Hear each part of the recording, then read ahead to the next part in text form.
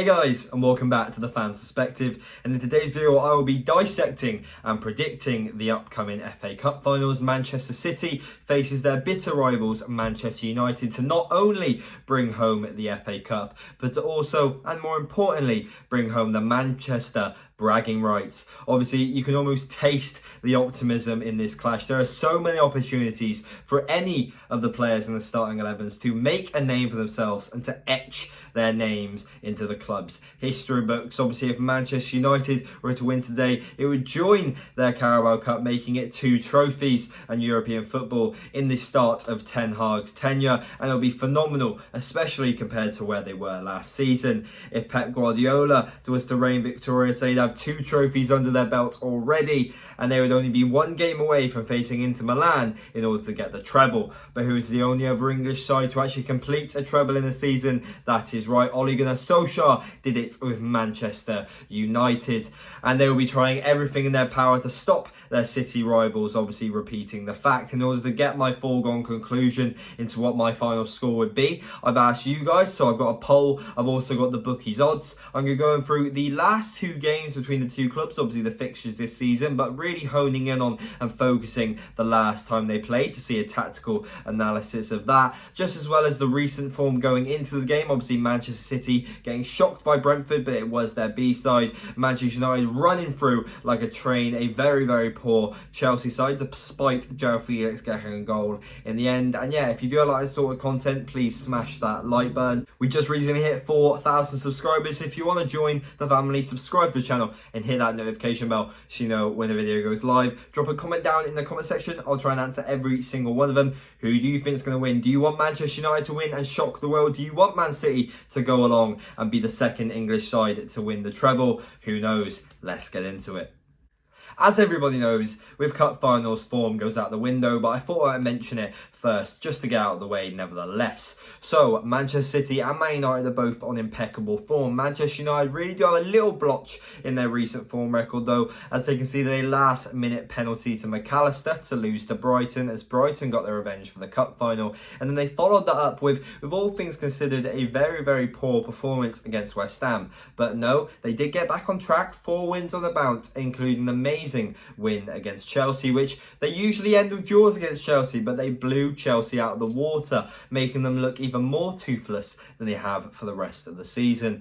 Manchester City, on the other end, well, I believe they had one of the longest undefeated streaks in Europe, getting win after win. Pep just grinding out results as he does at the end of every single season. But I was at the Brighton away game. They didn't look that amazing. They looked quite toothless, similar to Chelsea this season. Dropped points despite Haaland do scoring, but it got disallowed by VAR. A little bit of a controversial one.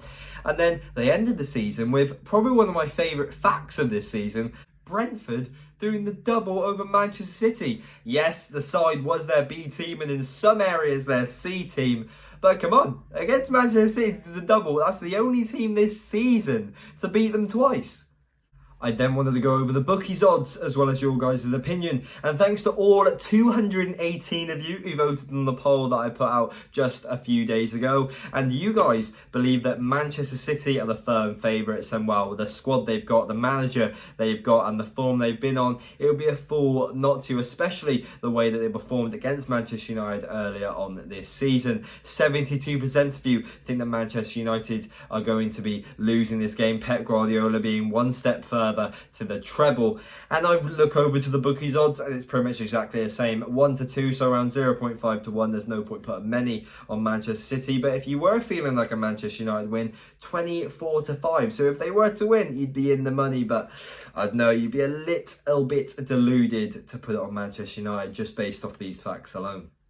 For the third section of the video, I wanted to talk about the 2 times that the Manchester rivals have played this season. Both times at home, the club getting the victory, Manchester City running riot at the Etihad, and Manchester United getting their sweet revenge at Old Trafford. Now, I don't really want to go too deep into this first game because it was a very long time ago near the start of the season, and it was where we saw the birth of the animal Erling Haaland. Him and Phil Foden both getting hat-tricks respectively, as Man Manchester City walked away victorious 6-3. And there was goals for both clubs in the second half, but it was really a game of two halves. Manchester City getting the job done, dominating early on in the first half. And in the second half, Manchester United did peg a few back, but it really wasn't enough. Ending the game 6-3, they did gain a little bit of extra possession, extra shots. So on the actual statistics, it does look like more of an even game, but you couldn't really be further from that. And I really wanted to focus in on this second game because, well, there's a lot of controversy, and I do believe it's going to be a lot more similar to what we might be seeing at Wembley.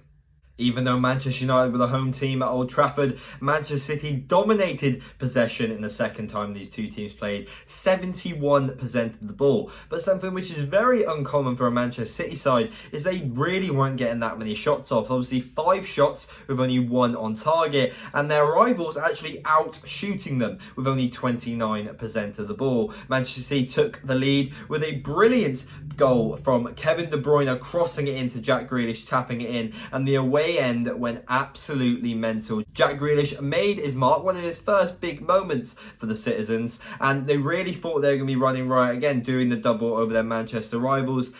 And then it happened, didn't it? Obviously, the ball through to Marcus Rashford.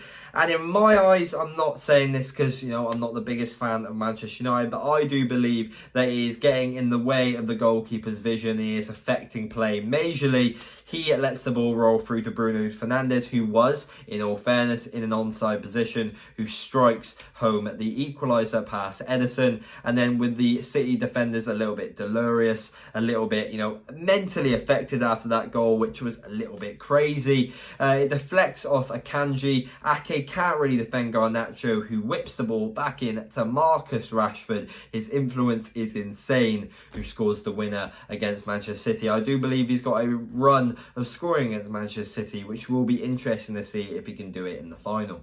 Something quickly which I thought was quite interesting to add, the symmetry of the results in the knockout rounds for both these sides. Manchester United, apart from their last game against Brighton, where it was a ball draw, 0-0, went all the way to penalties where it's anyone's game at that point. Every single other game they play in the FA Cup this year has ended 3-1 to Man United. You've got Reading, West Ham, you've got Everton, all the games have ended 3-1. Man City on the other hand, well, I went to one of them. I went to the Man City Bristol City game. That's probably one of the best away days I've ever been on. They haven't conceded in the competition yet. They've disposed of the likes of Arsenal, Chelsea, Bristol City, Sheffield United, all FA Cup hopefuls. But can they win the FA Cup without conceding a goal? So not only is this game massive because of the stature and obviously the competition that it's in, it's also massive because you don't want to lose to your rivals in any game, let alone a game that is this massive. And I think that Manchester City will dominate possession at Wembley. I think they'll have the majority of the ball, and I think they'll play a very star-studded lineup. Kevin De Bruyne needs to be the star of the show in this. He's pivotal. If they can shut down De Bruyne in the middle, Manchester United will have a chance. That's why I'm interested to see the midfield that he plays. The star player that I will be looking out for Manchester United will be Martial. No, I'm joking. Martial will not be in the game. He is injured. The star player, I believe, it has to be David De Gea. He has to book some Arsenal-type performances. That special game where he saved absolutely everything. He needs to be on his game, not only in goal, but with his feet as well. He needs the great distribution, because if he just keeps punting it long and gives it to Manchester City, they'll keep the ball, they'll make more chances. And similar to how they did in the other game, just make a chance out of nothing with Mahrez threading through Kevin De Bruyne. I'm not really sure who will start, but I can imagine the line will be very similar to how they started against Real Madrid. Manchester United, I'm not really too sure who will play. I think Jadon Sancho does deserve a start. He's played amazingly on that right wing. The midfield is a little bit of a question mark for Man United because seemingly different players play better against Manchester City. Scott McTominay does know how to play against Manchester City. Obviously, he's bagged a few goals against them in the past. But I think Man United will definitely get a few big chances, hit them on the break. Obviously, Marcus Rashford's speed they got the likes of Akanji and Ake back there is the fastest. Kyle Walker will definitely be a battle to watch. But I can see Man City running right again. I'm going to go with a 3-1 Manchester City win. Apologies if I'm wrong. I've been quite close on a lot of my predictions this season. Obviously, I thought Coventry would win in extra time. Coventry lost on penalties. I thought Roma would win on penalties. Roma lost on penalties. You know, I've not been getting the right way, but I've almost been getting the right stipulation, I guess you could say. Apologies if you think the other way. Drop a comment down below what you guys think will happen. I just think Manchester City have the star quality to score goals, and I feel like if it wasn't for the controversy of that first goal for Man United, Man City would have walked away very easily with a comfortable 2 or 3-0 win at Old Trafford. And well, the form against them in recent years just does speak for itself. If you do like this sort of content, please can you show your support and smash that like button like you have been all the time on the recent videos. Drop a comment down below. Obviously, like I said, what do you guys think? I would love to interact with you guys. Subscribe to the channel and join the family. Smash that notification bell so you can be the first to watch all of these videos. And yeah, without further ado, guys, I'll see you guys in the next one. See ya. Let's go! Let's go! Let's go!